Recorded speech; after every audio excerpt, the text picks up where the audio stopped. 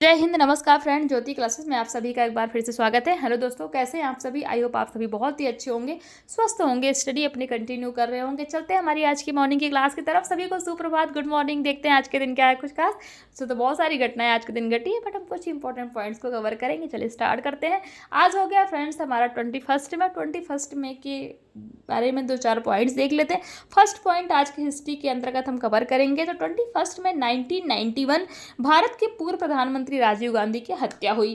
राजीव गांधी की हत्या कब हुई? 21 में, यानी कि 21 मई 1991 में। इनकी हत्या के बाद से ही 21 मई को राष्ट्रीय आतंकवाद विरोधी दिवस के रूप में मनाने की आधिकारिक घोषणा भी हुई। इस दिवस को मनाने की घोषणा की किसने थी? पूर्व प्रधानमंत्री बीपी सिंह के द्वारा की गई। और इस दिवस को मनाने का जो उद्देश्य है देख लेते हैं। तो फ्रेंड्स, राष्ट्रीय सद्भावना को बढ़ावा देना और आतंकवाद को कम करना, ये इस दिवस को मनाने का उद्देश्य है। किस दिवस को? राष्ट्रीय आतंकवाद विरोधी दिवस को। तो ये तो हमने देखा फर्स्ट पॉइंट आज की हिस्ट्री के अंतर्गत। दूसरा पॉइंट देखते हैं।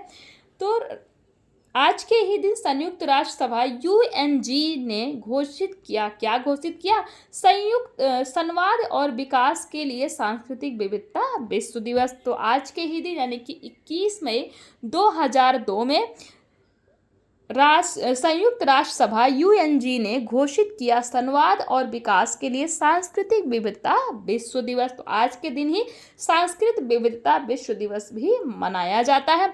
और इस दिवस को मनाने का उद्देश्य देख लेते हैं। तो फ्रेंड्स, इस दिवस को मनाने का उद्देश्य दुनिया की संस्कृतियों की समृद्धि का उत्सव मनाना, शांति और सतत विकास को प्राप्त करना, यही क्या है हमारा सांस्कृतिक विविधता विश्व दिवस मनाने का उद्देश्य। और इसकी घोषणा कब हुई? तो ये हुआ फ्रेंड्स 21 मई 2002 को। अब थर्ड पॉइंट देखते हैं। तो आज के ही दिन 1931, यानी कि 1931 में मध्य प्रदेश के उज्जैन में शरद जोशी का जन्म हुआ। शरद जोशी कौन थे?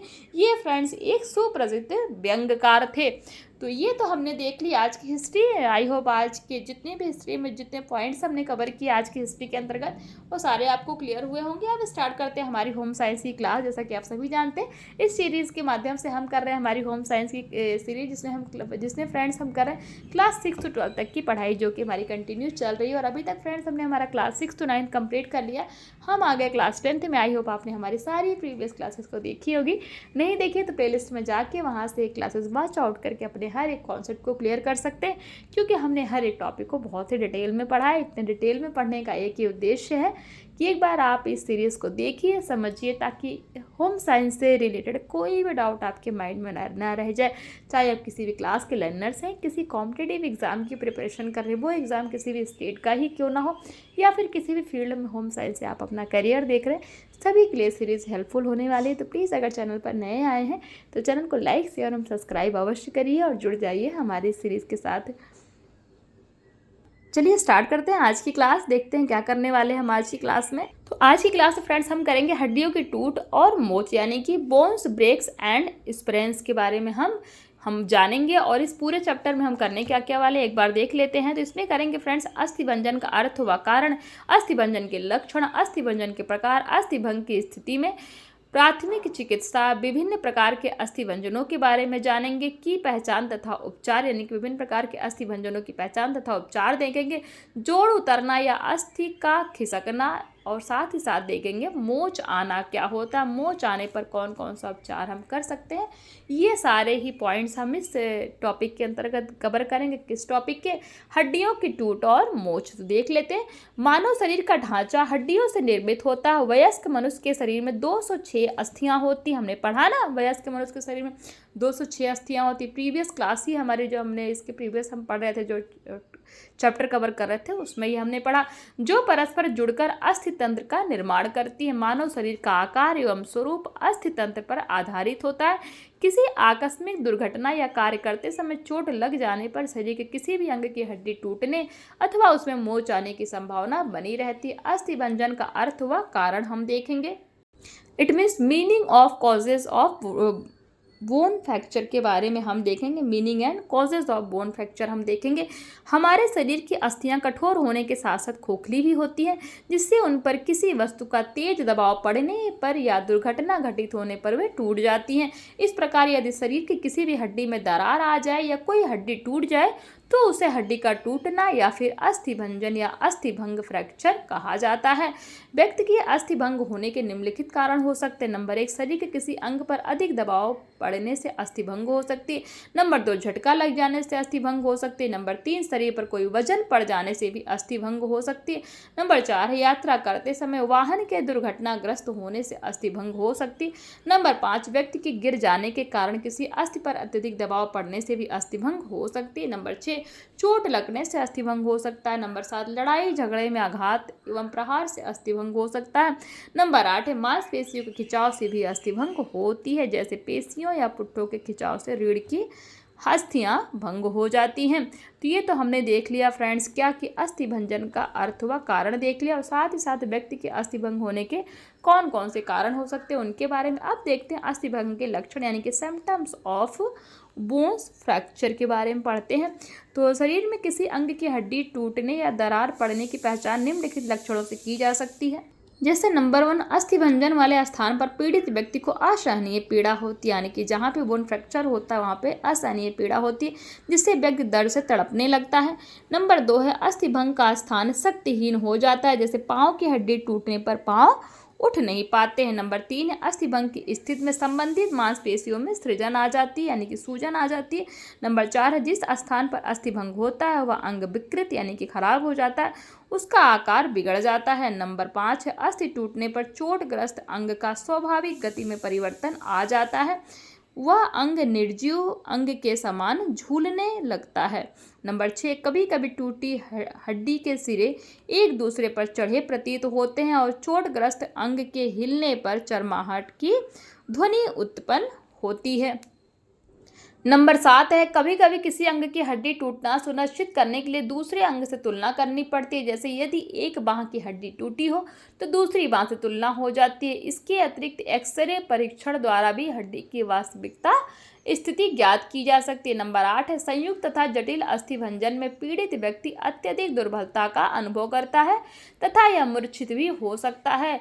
नंबर 9 है, अस्थिभंजन की स्थिति में ऊतकों के नीचे रक्त प्रवाहित होने के कारण त्वचा का रंग नीला पड़ जाता है। नंबर 8 है, कुछ स्थितियों में शरीर के किसी अंग की हड्डी टूटकर मांसपेशियों और त्वचा को काटते हुए बाहर आ जाती है। ऐसी स्थिति में अंग देखते ही हड्डी टूटने का आभास हो जाता है। तो ये तो हमने देख लिया क्या बोन फ्रैक्चर्स के सिम्टम्स हमने देख लिए। अब देखते हैं अस्थिभंजन के प्रकार यानी कि टाइप्स ऑफ बोन फ्रैक्चर के बारे में हम देखते हैं। सामान्यतः अस्थिभंजन को 2 निम्न भागों में विभक्त किया जा सकता है। नंबर 1 है प्रत्यक्ष अस्थिभंजन और नंबर 2 है अप्रत्यक्ष अस्थिभंजन। देखते हैं, जब दुर्घटनावश किसी अंग की हड्डी सीधे सीधे टूट जाती है तो इसे प्रत्यक्ष अस्थिभंजन कहा जाता है, जैसे चोट लगने, गिर जाने व गोली लगने से इस प्रकार का अस्थिभंजन होता है। किस प्रकार का? प्रत्यक्ष अस्थिभंजन। नंबर 2 है अप्रत्यक्ष अस्थिभंजन।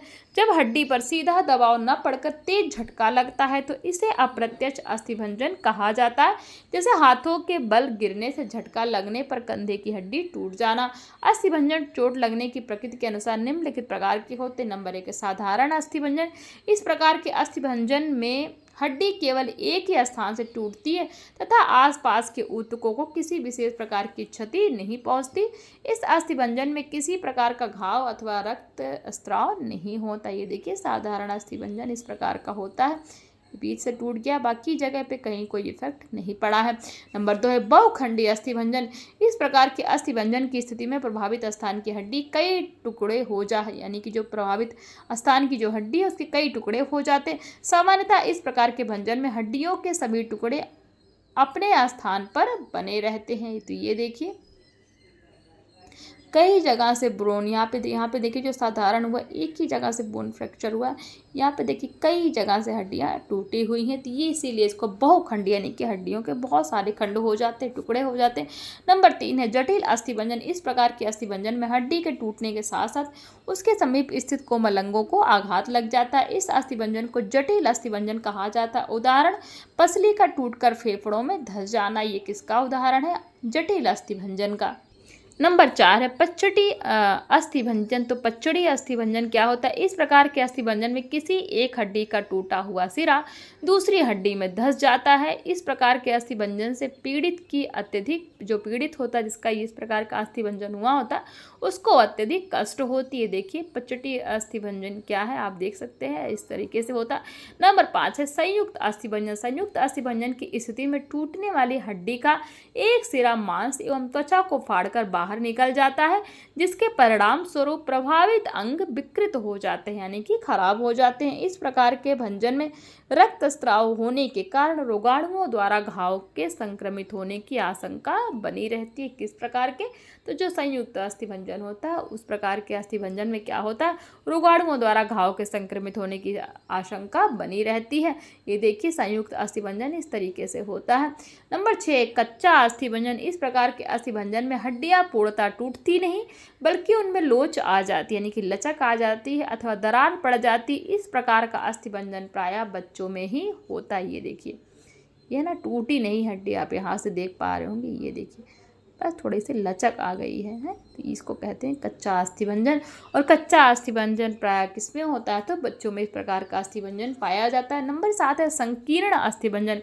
इस भंजन में अस्थियां किसी भारी वस्तु से दबकर चूर हो जाती हैं और टुकड़े किसी अन्य अंग में धंस जाते हैं, जैसे खोपड़ी, पसली तथा अंगुली की अस्थियां, लेकिन ऊपर से अस्थिभंग के लक्षण दिखाई नहीं देते हैं। तो इस प्रकार की जो अस्थिभंग होती है उसी को हम क्या कहते हैं? संकीर्ण अस्थिभंजन कहा जाता है। आई होप ये आपको समझ में आया होगा। अस्थिभंजन के प्रकार हमने कितने प्रकार देखे? 7 प्रकार देखे अस्थिभंजन के। कौन कौन से? प्रत्यक्ष अस्थिभंजन, अप्रत्यक्ष अस्थिभंजन, साधारण अस्थिभंजन, बहुखंडी अस्थिभंजन, जटिल अस्थिभंजन, पच्चड़ी अस्थिभंजन, संयुक्त अस्थिभंजन, कच्चा अस्थिभंजन और संकीर्ण अस्थिभंजन, यानी कि ये सारे ही प्रकार देखे अस्थिभंजन के। अब अस्थिभंग की स्थिति में प्राथमिक चिकित्सा किस प्रकार से दी जाती है देखते हैं। नंबर 1 है रक्तस्राव को रोकना, यानी कि जहाँ पे अस्थिभंजन हुआ है वहाँ पे बहते खून को रोकना। कई मौकों पर अस्थिभंग की स्थिति में पीड़ित व्यक्ति के रक्त की वाहिनियां फट जाती हैं, जिसके फलस्वरूप अत्यधिक रक्तस्राव होने लगता है, यानी कि अत्यधिक खून बहने लगता है।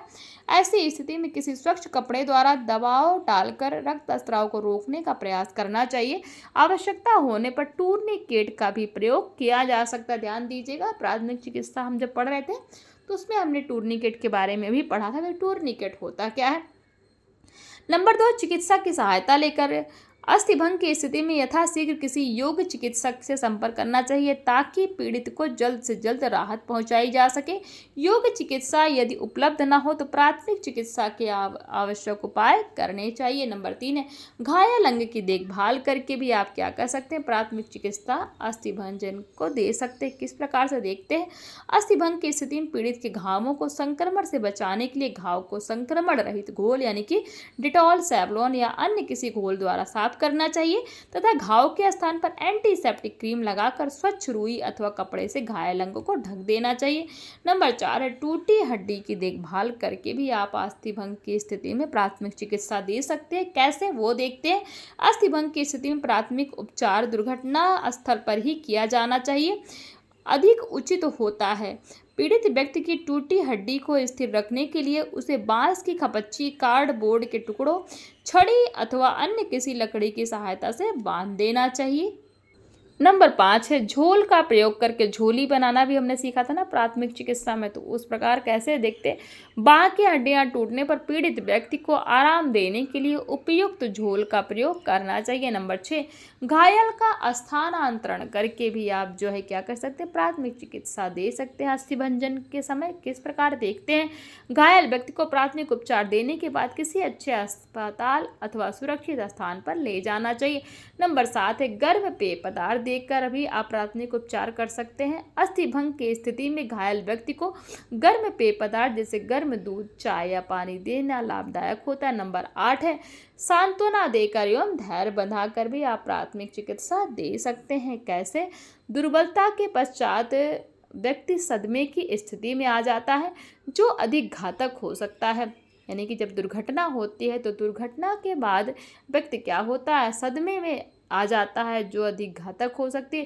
तो प्राथमिक चिकित्सक का यह कर्तव्य है कि वह रोगी की घबराहट दूर कर उसे धैर्य बंधाए, यानी कि उसे बताए कि आपको ज़्यादा चोट नहीं लगी है, आप ठीक हो जाएंगे। तो इस तरीके का सेंटेंस यूज करके जो है धैर्य बनाया जा सकता है। तो ये तो हमने देख लिया अस्थि भंग की स्थिति में प्राथमिक चिकित्सा किस प्रकार देनी चाहिए।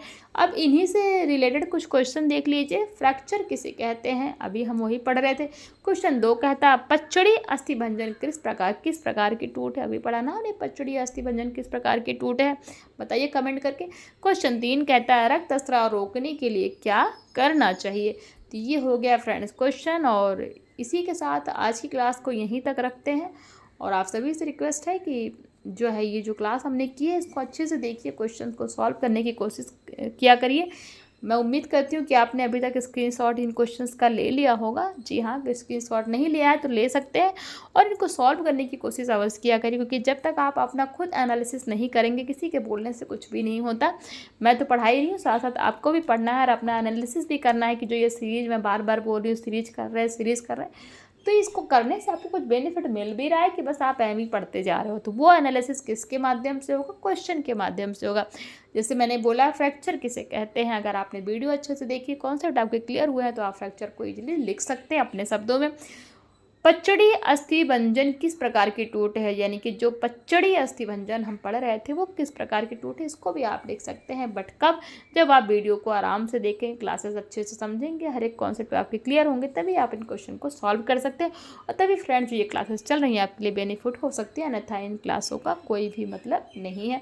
तो प्लीज़ इनका स्क्रीनशॉट लेके इनको सॉल्व करके अपना एनालिसिस कीजिए और देखिए कि आप जो ये सीरीज़ कर रहे हैं इसका कितना बेनिफिट आपको मिल रहा है या फिर नहीं मिल रहा है। जो भी है जैसा भी है कमेंट करके बताइए, और जो भी डाउट है प्लीज़ मैं बार बार बोलती हूँ उसको पूछिए, क्योंकि जब तक आप डाउट नहीं पूछेंगे तो मुझे चीज़ें पता नहीं लगेंगी, और जब तक चीज़ें पता नहीं लगेंगी फ्रेंड्स, मैं तो बस एम ही अपने हिसाब से, तो हर टीचर अच्छा ही पढ़ाता है, बट उसमें क्या कमी है, उसमें क्या सुधार करना है या फिर क्या चीज़ें आपको समझ में नहीं आई वो तो आप ही बताएंगे, क्योंकि जब तक आप नहीं बताएंगे तो मुझे क्या ही पता है। तो प्लीज़ अपनी राय दीजिए, मैं बार बार कहती हूँ आप सभी की राय मेरे लिए बहुत इंपॉर्टेंट है। तो आज की क्लास को यहीं तक रखते हैं। नेक्स्ट क्लास में करेंगे हम विभिन्न प्रकार के अस्थि भंजनों की पहचान तथा उपचार, इसके बारे में हम पढ़ेंगे। आई होप आप आज की क्लास आपको समझ में आई हो, कॉन्सेप्ट्स आपके क्लियर हुए होंगे। तो चलिए मिलते हैं नेक्स्ट क्लास में, तब तक के लिए जय हिंद, नमस्कार। हंसते रहिए, मुस्कुराते रहिए, एक दूसरे की हेल्प करते रहिए। और हाँ फ्रेंड्स, जाते जाते अगर वीडियो अच्छी लग रही हो, क्लासेस समझ में आ रही हो, कॉन्सेप्ट्स आपके क्लियर हो रहे हैं, तो चैनल को लाइक शेयर एवं सब्सक्राइब अवश्य करिए। धन्यवाद।